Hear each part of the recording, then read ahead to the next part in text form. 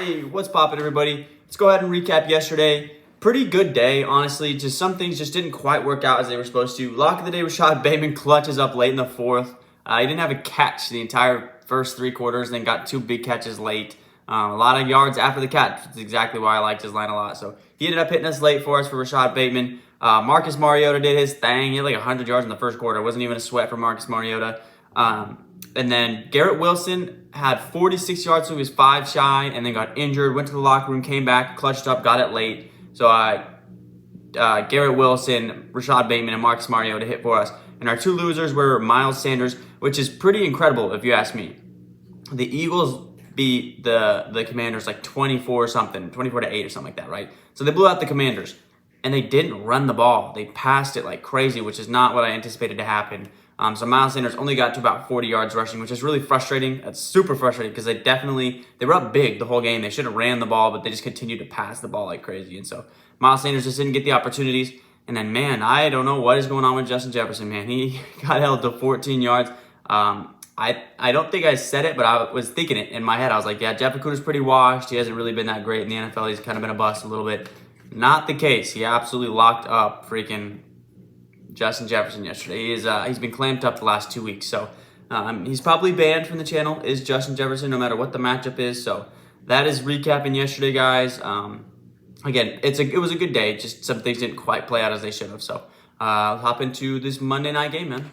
Real quick, if you guys are new to Underdog Fantasy, in the link down in the description below, I have a link that takes you straight to the App Store where you can download Underdog Fantasy, because you're going to want to hop in on the action this year. They have added a whole bunch of new features to Underdog Fantasy this year, starting with the brand new insurance feature, okay? This insurance feature is a new thing that has been super requested for the fans and the customers of Underdog Fantasy. Essentially, all you do is you click insurance right here, and if you can see right there, all you have to do is hit 4 of these picks to win, but the value does drop down. So if you turn off the insurance, you do a $10 bet, you obviously get $200. And if you turn on the insurance feature, it drops down a multiplier down to 10. But if you miss one of these picks, say, Jameis Winston gets hurt or something, he doesn't end up throwing 2 touchdown passes. But everybody else hits, like Lamar, Jonathan Taylor, Derrick Henry, and Justin Jefferson. All these guys hit. You still hit the slip. You just get it for $100. Just goes down a multiplier, which is a huge feature a lot of people have been asking for, so they received it. Also, they have added second half lines now to games. Obviously, it is on. There is nothing up because there's no NFL second half games, but they have added NFL second half. So just like for the Thursday night game, I'll throw up that clip right here. Thursday night, they dropped all the second half lines for that Thursday night game between the Bills and the Rams. They've added a bunch of new features this year. They're trying to improve to get the app better for you guys. Also, when you sign up, if you use code TAKEMYSHOT, you'll get $100 match, up to $100 match and 100% deposit match on your first time deposit. So if you do that, you can deposit $50 to get an extra $50, $20 to get an extra $20. Whole lot of stuff coming with Underdog Fantasy this year. Make sure you sign up with code TAKEMYSHOT. Now let's get to today's bets. And before we even get into this Monday night game, I'm going to try to have a conversation with the NFL. Giants Cowboys should never, ever grace primetime TV, ever. Looking just at the stats for this game, okay? I didn't even have to get into the picks yet before I looked at the stats. The Giants offense passing the ball is averaging 182 yards. The Cowboys rushing offense is averaging 89 yards. This is going to be the most boring Monday Night Football game I've ever seen in the world. The Giants allow 4 sacks a game, and the Cowboys are number 1 in the league at getting 4 sacks a game. So this is going to be an ugly, not explosive, not offensively powered, super boring Monday Night Football game. They blew it. They blew it on this one. And they had a lot of opportunities this week. Talk about missing a marketing opportunity. Aaron Rodgers versus Tom Brady on Monday Night Primetime. How in the world did that not get the call for the Monday night game? You had Bills Dolphins. That could have easily been a good Monday night game. At least that's 2 good offenses. This is Cowboys Giants Monday Night Football. That's bad. And I honestly even looked at it and I was like, man, I don't even want to do picks tonight because there's literally like 7. That's how bad these teams are. There's 7 picks total for you to even pick from tonight. But just means there's a lot of room for unders tonight. So today's lock of the day will be the under on a quarterback. Give me Daniel Jones. Under on 205.5 passing yards. In my opinion, he's the worst starting quarterback in the NFL. He is bad. I know the Giants are 2-0. It is what it is. Sometimes it happens, right? he's bad. He's really bad. Through 2 weeks, he's averaging only 182 yards passing, and his line's at 205. Just doesn't really make sense to me. The Cowboys defense only give up 180 yards. He averages 182. The Cowboys defense only gives up 180. I don't know why they made the line 205, but I'll take it. It's an easy under for me.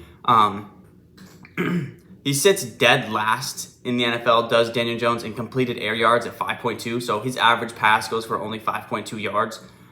So yeah, that if you do the math there, if you put his 5.2 average with his average pass attempts, that puts him tonight at about 143 yards passing is what he's probably going to get around to tonight.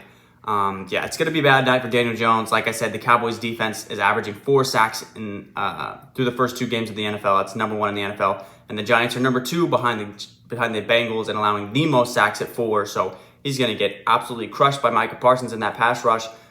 He doesn't throw the ball down the field because he doesn't have a good enough arm to throw the ball down the field. And the Giants wide receivers have been the laughing stock of the league last couple of years. So give me Daniel Jones under 205.5 yards passing is our easy lock of the day today. Next up, our only over is going to be CeeDee Lamb over 55 yards receiving. I went back and forth between receptions and receiving yards. I'm going to go ahead and just go with the receiving yards at 55. 22 targets for him through 2 weeks, so he's getting a lot of looks. Obviously, 11 target average through 2 games is obviously very good for a receiver. And Cooper Rush, it was his favorite target a week ago. He threw it to CeeDee Lamb 11 times last week for 7 receptions and like 71 yards. So the offensive coordinator, when I was watching that Bengals-Cowboys game last week, obviously with a backup quarterback, you're a lot more reined back. You pull the reins back, you try to run the ball a little bit more, a lot more play action, check downs, rolling the pocket out, not trying to have him sit in the pocket and get crushed. And a lot of those plays were really focal pointed through CeeDee Lamb. They were really forcing, a lot of comeback routes on the sideline to CeeDee Lamb, getting him open on some picks over the middle to CeeDee Lamb. He was really looking to get CeeDee Lamb the ball a lot. They're throwing it short. They're just checking it down to him, kind of letting CeeDee Lamb create a little bit. They're not going to air anything deep down the field. I don't have a feeling they're going to do that. You're not going to force your backup quarterback to do anything crazy. You're just trying to get these wins and get out of here so Dak can get back. So I'm liking CeeDee Lamb over 55 receiving yards today. All right, and our last play of the day will be Sterling Shepard under 44.5 yards receiving. In 9 career games versus the Cowboys, he's only gone over in his total 3 times. And that's some games. Some of those games were with Eli Manning. Daniel Jones, like I said, I think he's the worst quarterback in football. I think he just doesn't have the arm. In week 1 versus the Titans, when they beat the Titans in week 1, they came back and won that game. He threw a bomb to Sterling Shepard. He threw a deep pass. And I have never seen an NFL quarterback it was like a 30-yard air pass, okay? He threw this pass, and he opened up his entire body and flung himself, and he still underthrew it, and it was only like a 35, 40-yard pass. For an NFL quarterback to not be able to plant his feet and rip that thing down the field says a lot.